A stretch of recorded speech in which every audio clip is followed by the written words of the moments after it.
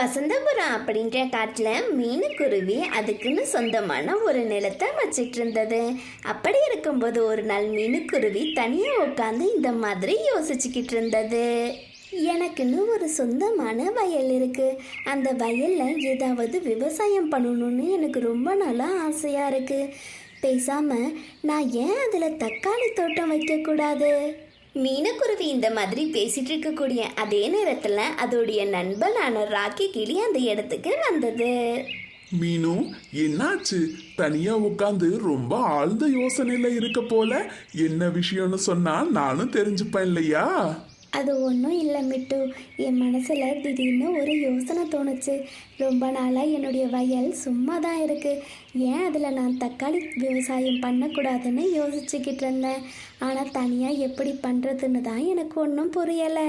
மீனக்குருவியும் ராக்கி கிளியும் இந்த மாதிரி பேசிகிட்டு இருக்கக்கூடிய அதே நேரத்தில் புறாவும் ஜம்ஜமும் அந்த இடத்துக்கு வந்தாங்க. மீனு, நீ பேசிட்டு இருந்ததெல்லாம் எனக்கும் கேட்டுச்சு. நீ ஏன் தனியா விவசாயம் பண்ணணும்? நாங்க எல்லாரும் இருக்கோம் இல்லையா? நாங்க எல்லாருமா சேர்ந்து உனக்கு விவசாயம் செய்யறதுக்கு உதவி செய்யறோம்.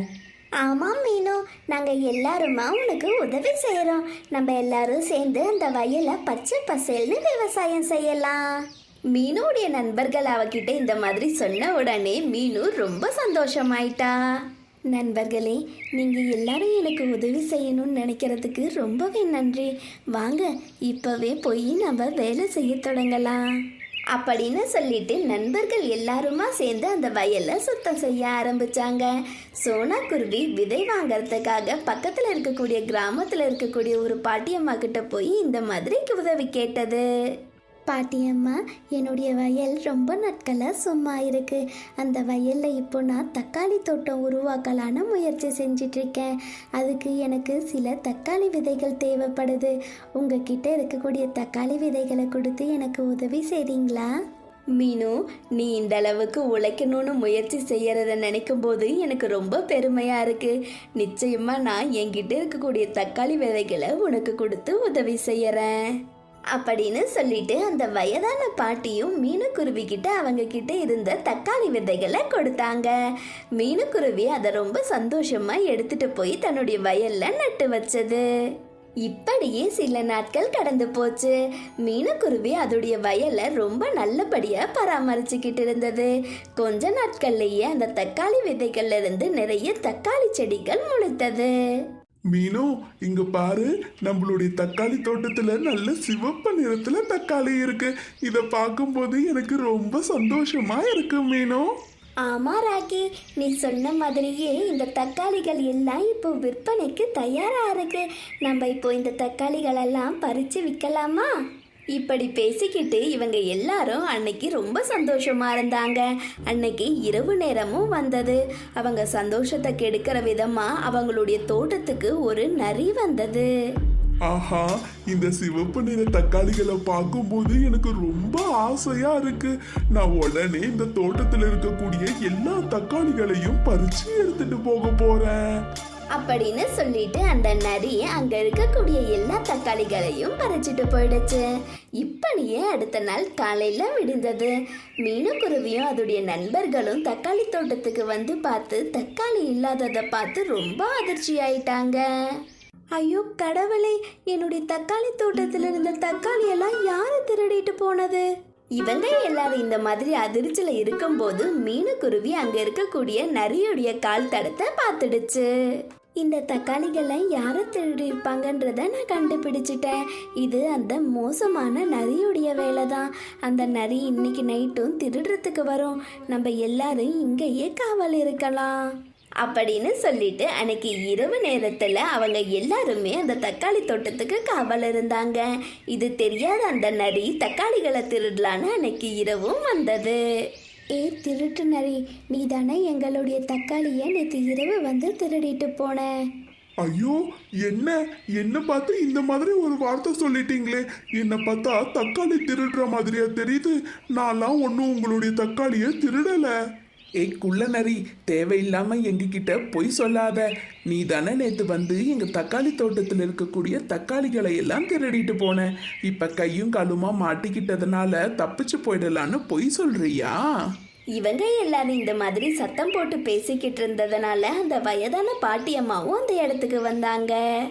ஏன் நரி, நீ எதுக்காக இவங்களுடைய உழைப்பை திருடுறதுக்கு வந்திருக்க? இந்த தக்காளி தோட்டத்தை உருவாக்குறதுக்கு இவங்க எல்லாரும் ரொம்ப கடினமாக அவங்களுடைய உழைப்பை போட்டிருக்காங்க. இப்படி அடுத்தவங்களுடைய உழைப்பை திருடுறது தப்பு தானே அப்படின்னு சொல்லி அந்த வயதான பாட்டி நரியுடைய தப்பை அதுக்கு புரிய வைக்க முயற்சி செஞ்சாங்க. மீனு, என்னை தயவு செஞ்சு மன்னிச்சிடு. தெரியாம உன்னுடைய தக்காளிகளை நான் தான் திருடிட்டேன். இனிமே உன்னுடைய தோட்டத்து பக்கமே நான் வரமாட்டேன். அந்த நரி இந்த மாதிரி மன்னிப்பு கேட்ட உடனே மீனுவும் அதோடைய நண்பர்களும் அதை மன்னிச்சு விட்டுட்டாங்க. அந்த நரியும் அங்கிருந்து கிளம்பி போயிடுச்சு. இப்படியே சில நாட்கள் கடந்து போச்சு. மீனுக்குருவியும் அதோடைய நண்பர்களும் இப்படி அருமையா விவசாயம் பண்றத பார்த்துட்டு அந்த கிராமத்துல இருக்கக்கூடிய எல்லாரும் அவங்கள பாராட்ட ஆரம்பிச்சாங்க. மீனு, நம்மளுடைய தோட்டம் பார்க்கவே ரொம்ப அருமையா இருக்கு. அது மட்டும் இல்லாம நம்மளுக்கு இப்ப எப்படி விவசாயம் பண்ணணும்ன்ற எல்லா நுணுக்கங்களையும் நம்ம தெரிஞ்சுக்கிட்டோம். நம்ம ஏன் இன்னும் நிறைய தக்காளி தோட்டங்களை உருவாக்க கூடாது? ஆமாம் மீனு, ராக்கி சொல்கிறது சரிதான். நம்ம இன்னும் நம்மளுடைய விவசாயத்தை விரிவு செய்யணும். அப்போ நம்மளால நிறைய லாபத்தை ஈட்ட முடியும். இவங்க எல்லாரும் இந்த மாதிரி பேசிட்டு இருக்கிறத கேட்ட அந்த வயதான பாட்டியம்மா அவங்க கிட்ட வந்து இந்த மாதிரி பேச தொடங்கினாங்க. பறவைகளே, நீங்கள் பேசிட்டு இருந்த எல்லாத்தையுமே நான் கேட்டேன். நீங்கள் உங்களுடைய விவசாயத்தை விரிவுபடுத்தணும்னு நினைக்கிறீங்க இல்லையா? என்கிட்ட ரொம்ப நாட்களாக ஒரு நிலம் சும்மா தான் இருக்குது. நீங்கள் அந்த நிலத்தை பயன்படுத்தி உங்களுடைய விவசாயத்தை விரிவுபடுத்திக்கோங்க. பாட்டியம்மா, உங்களுடைய உதவிக்கு ரொம்ப நன்றி. அந்த நிலத்திலிருந்து வரக்கூடிய வருமானத்தில் ஒரு பங்கை நாங்கள் உங்களுக்கு கொடுத்துட்றோம் அப்படின்னு சொல்லிட்டு அவங்க எல்லாரும் அந்த வயலை போய் பார்த்தாங்க. அந்த வயலை பார்த்துட்டு அது ரொம்ப வறண்டு போய் இருக்கிறதுனால அவங்க கொஞ்சம் பயந்துட்டாங்க. ஐயோ மீனு, இந்த நிலத்தை பாரு. இந்த நிலம் ரொம்பவே வறண்டு போயிருக்கு. இங்க ஒரு புல்லு பூண்டு கூட முளைக்கல. இங்க தண்ணி இல்லாம நம்மளால எந்த ஒரு விவசாயத்தையும் செய்யவே முடியாது. மீனுடைய நண்பர்கள் இந்த மாதிரி சொன்ன உடனே மீனு அதுக்கு என்ன செய்யலான்னு யோசிக்க ஆரம்பிச்சா. அவளுக்கு ஒரு யோசனை வந்தது. நண்பர்களே, நீங்கள் ஒன்றும் இந்த நிலத்தை பார்த்து பயப்படாதீங்க. இன்னும் கொஞ்ச நாட்களில் மழைக்காலம் தொடங்க போகுது. மழை வர ஆரம்பிச்சது அப்படின்னா நம்ம அதிலிருந்து நீரை சேமித்து நம்ம விவசாயத்தை தொடங்கலாம் அப்படின்னு சொல்லி மீனுவும் அவளுடைய நண்பர்களும் மழைக்காலத்தை எதிர்பார்த்து காத்துட்டு இருந்தாங்க. அதே நேரத்தில் அந்த நரி எப்படியாவது மீனுவை பழி வாங்கியே தீரணும்னு முடிவு செஞ்சது. அதனால் அன்னைக்கு இரவு மீனுக்குருவியுடைய அந்த தக்காளி தோட்டத்துக்கு போய் அங்கே பெரிய பெரிய குழிகளாக தோண்டி வச்சது. இப்படியே அடுத்த நாள் காலையில் விடிஞ்சது. மீனுக்குருவியும் அதோடைய நண்பர்களும் தக்காளி தோட்டத்துக்கு வந்து பார்த்து ரொம்பவே வருத்தப்பட்டாங்க. ஐயோ கடவுளே, எதுக்காக எங்களுக்கு மட்டும் தொடர்ந்து சோதனைகளாக கொடுத்துக்கிட்டு இருக்கீங்க? இந்த நிலத்துல யார் இப்படி குழி தோண்டி வச்சுட்டு போனாங்கன்னே தெரியலையே. மீனு, இங்க பாரு. அந்த குள்ள நரி தான் இங்க வந்து இந்த மாதிரி பெரிய பெரிய குழிகளை தோண்டி வச்சுட்டு போயிருக்கு. அதோடைய கால் தடம் தான் இந்த குழியில இருக்கு அப்படின்னு இவங்க எல்லாரும் பேசி முடிவு பண்ணி மழை வர மாதிரி இருக்கிறதுனால ஆளுக்கு ஒரு வேலையா செஞ்சு அந்த குழியை மூடுனாங்க. இப்படியே கொஞ்ச நேரத்துல மேகங்கள் கருக்க ஆரம்பிச்சது.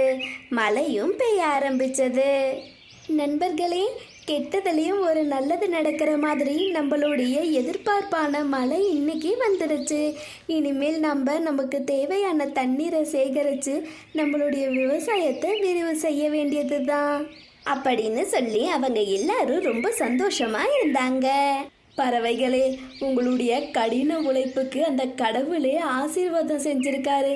அதனால தான் இப்போ உங்களுக்கு மழை பெஞ்சு உதவி செஞ்சுக்கிட்டு இருக்காரு. அந்த வயதான பாட்டி மீனுக்குருவிக்கிட்ட இந்த மாதிரி சொல்லிட்டு இருக்கும்போது இது அந்த நரி ஒட்டு கேட்டது. தான் செஞ்சது தவறு அப்படின்றத அந்த நரி புரிஞ்சுக்கிட்டு மீனுக்குருவிக்கிட்ட மன்னிப்பு கேட்கறதுக்காக வந்தது. மீனு, என்னை தயவு செஞ்சு மன்னிச்சிடு. அன்னைக்கு உன்னுடைய தோட்டத்துல இருந்து தக்காளியை திருடி முதல் தப்ப செஞ்சேன். இன்னைக்கு உன்னை பழி வாங்கணும் அப்படின்றதுக்காக பெரிய பெரிய குழிகளை தோண்டி ரெண்டாவது தப்பு செஞ்சுட்டேன். இனிமே எந்த ஒரு தப்பையும் நான் என் வாழ்நாள்ல செய்யவே மாட்டேன். மீனு, என்னை தயவு செஞ்சு மன்னிச்சிடு அப்படின்னு சொல்லிட்டு அந்த நரி அதோடைய தவறு என்ன அப்படின்றத உணர்ந்துருச்சு. மீனுக்குருவியும் அதோடைய நண்பர்களும் தொடர்ந்து விவசாயம் செஞ்சுக்கிட்டு இருந்தாங்க. ஹாய் நண்பர்களே, இந்த கதை மூலியமா நாம் தெரிஞ்சுக்கிறது என்ன அப்படின்னு பார்த்தீங்கன்னா, உங்களால் யாருக்கும் உதவி செய்ய முடியலனாக்க கூட பரவாயில்ல, உங்களால் முடிஞ்ச அளவு அடுத்தவங்களுக்கு தொந்தரவு கொடுக்காம இருங்க. இந்த கதை உங்களுக்கு பிடிச்சிருந்தா லைக் பண்ணுங்க, ஷேர் பண்ணுங்க, மறக்காம நம்ம சேனலை சப்ஸ்கிரைப் பண்ணுங்க. வசந்தபுரம் அப்படின்ற காட்டில் ஒரு நாள் ரொம்ப அதிகமாக மழை பெஞ்சிக்கிட்டு இருந்தது. அப்போது மீனுவும் அதோடைய குழந்தைகளும் கூட்டில் ரொம்ப பயத்தோடு உக்காந்துட்டு இருந்தாங்க. அப்போ மீனுவுடைய குழந்தை குக்குவும் ரோஸையும் பசிக்குதுன்னு ரொம்ப அழுக ஆரம்பிச்சாங்க. அம்மா, எனக்கு ரொம்ப பசிக்குதும்மா. என்னால் பசியை பொறுத்துக்கவே முடியலம்மா. சாப்பிட ஏதாவது எனக்கு இப்போ உடனடியாக உணவு வேணும்மா. அம்மா, எனக்கும் ரொம்ப பசியா இருக்குமா. சாப்பிடலைன்னா மயக்கம் வந்துருமோன்னு பயமா இருக்குமா. எனக்கும் இப்ப சாப்பாடு வேணும்மா. மீனுடைய குழந்தைகள் அவகிட்ட இந்த மாதிரி பசிக்குதுன்னு கேட்ட உடனே மீனும் மனசு தாங்காம அழுக ஆரம்பிச்சிட்டான்.